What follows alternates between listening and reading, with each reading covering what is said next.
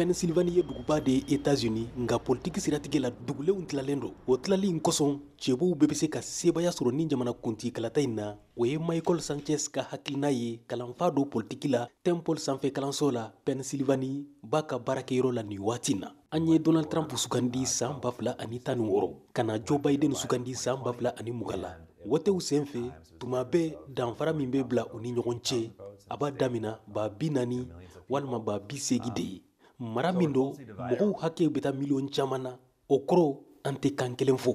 Michael Sanchez ka fɔ la Pennsylvanie dugudenw ka haminako bɛ ye sɔrɔko ani tungaladenw ka gɛlɛya mun b'u kan. There's a lot of talk among hakilifalenw bɛ ka caya Biden n'a ka mɔgɔw fɛ walasa ka jamana sɔrɔko nafamayɔrɔw bila ɲɛfɛ. Mɔgɔ caman tɛ k'o faamu fɔlɔ. U ka haminako bɛ ye sɔrɔko de ye. Nka jamanadenw kɔni bɛ ka hami tungaladenw de kan dancɛ la jamana Sahel yanfan na. Hali ni Pennsylvanie ni dancɛ cɛ ka jan. Trump campaigning in Pennsylvania includes attacking Biden border policies and clean energy initiatives.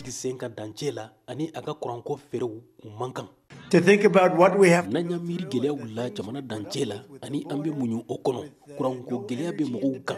Bawo mobili caman bɛ boli kuran de kosɔn. Yala bɛɛ de b'a fɛ ka kuran mobili san a si bɛɛ kɔnɔ wa? Mobili minnu bɛ boli kuran kosɔn ani Chine jamana jagokɛfɛnw dɔncogo jamana kɔnɔ olu ye ko gɛlɛnw de ye. O la politiki siratigɛ la jamanadenw bɛ tɔnw de kɔnɔ ani u labɛnnen dɔ. Nin kalo in kɔnɔ Joe Biden ye Sinow ka kuran mobiliw hakɛw caya fo sigiyɔrɔma 4 Ameriki dugukolo kan. Nka bi k'a ka jate la concurrence taabolo namara b'a la ka ɲɛsin Ameriki baarakɛlaw ma. Ne yɛrɛ y'a ŋaniya ta walasa mobili kuralamaw ka dilan yan Ameriki baarakɛlaw ka tɔnbaw fɛ wa o bɛna kɛ. Donald Trump y'a fɔ Pennsylvanie marabatigiw ye ko Joe Biden tɛ se ka san 4 wɛrɛ kɛ jamanakuntigiya la bawo fanga t'a la. Joe Biden ye jamanakuntigi jugu de ye. A tɛ se foyi la a ye nambara min kɛ o ma deli ka kɛ an ka jamana tariku kɔnɔ. Joe Biden lamɔna Scranton dugu de la Pennsylvanie mara la. Campagne senfɛ a y'a jira ko Donald Trump bɛ komi mɔgɔ min bi biri nafolotigibaw kɔrɔ k'a sɔrɔ ale ka haminako bɛ ye Ameriki jamanadenw de ye.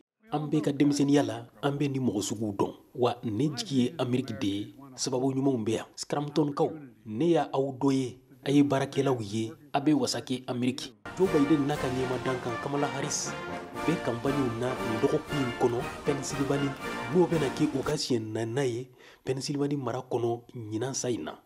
An dalen bɛ layidu talenw na Ameriki n'u bɛ kɛ hɔrɔnya tilennenya sababu ani ŋaniya ɲumanw kɔnɔ a bɛɛ fɛ. Donald Trump y'a fɔ Pennsylvaniekaw ye k'ale bɛna Ameriki lasegi a ka maracogo ɲuman na i n'a fɔ kɔrɔlen. In this moment, an bɛ waati min dantɛmɛwalenkɛlaw bɛ ka ɲini kan ka jamana tila. Wa an ɲa b'u la u bɛ kɔniya dɔn mɔgɔw ni ɲɔgɔn cɛ. Donald Trump y'a fɔ Pennsylvaniekaw ye k'ale bɛna Ameriki lasegi a ka maracogo ɲuman na i n'a fɔ kɔrɔlen. We will restore American strength at home. An bɛna Ameriki fanga sigi so san 4 ɲina bonya tun b'an kan diɲɛ fan bɛɛ nka bi an kɛra tulonkɛfɛn ye o tɛna mɛn tugun.